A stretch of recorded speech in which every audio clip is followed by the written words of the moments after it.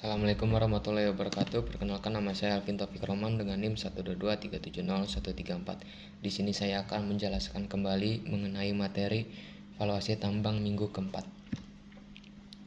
Di sini saya akan menjelaskan mengenai tentang laporan keuangan. Jadi seberapa sehat finansial dari suatu perusahaan itu dapat dilihat dari laporan keuangannya. Dan laporan keuangan ini disusun dan disajikan oleh perusahaan dalam bentuk laporan neraca, laporan laba rugi, dan laporan arus kas. Laporan neraca adalah salah satu laporan keuangan yang memberikan gambaran tentang kondisi keuangan suatu perusahaan pada suatu waktu tertentu, di mana neraca ini menyajikan informasi mengenai aset, kewajiban, dan ekuitas perusahaan. Aset adalah sumber daya yang dimiliki oleh perusahaan dan diharapkan dapat memberikan manfaat ekonomis di masa depan. Contohnya seperti aset tetap, investasi, hak pertambangan, piutang, dan lain-lainnya. Kemudian liabilitas ini adalah kewajiban perusahaan untuk membayar sejumlah uang kepada pihak lain di masa depan.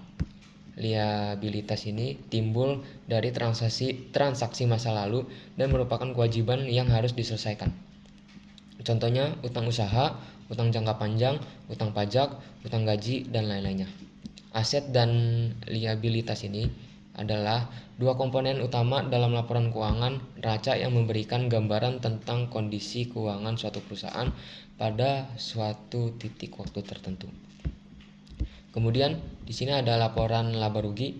Laporan laba rugi adalah salah satu jenis laporan keuangan yang menyajikan ringkasan kinerja keuangan suatu perusahaan selama periode tertentu dan biasanya dalam 1 tahun.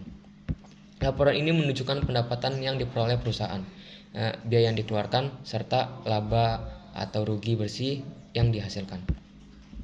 Yang ketiga ada arus kas atau cash flow. Ini adalah aliran masuk dan keluar uang tunai dan serta uang kas dalam suatu perusahaan selama periode tertentu atau periode 1 tahun. Sederhananya, arus kas adalah itu nadi, di mana keuangan perusahaan yang menunjukkan seberapa baik perusahaan mengelola uang. Mungkin sekian dari saya, kurang lebihnya mohon maaf jika ada kesalahan kata. Wassalamualaikum warahmatullahi wabarakatuh.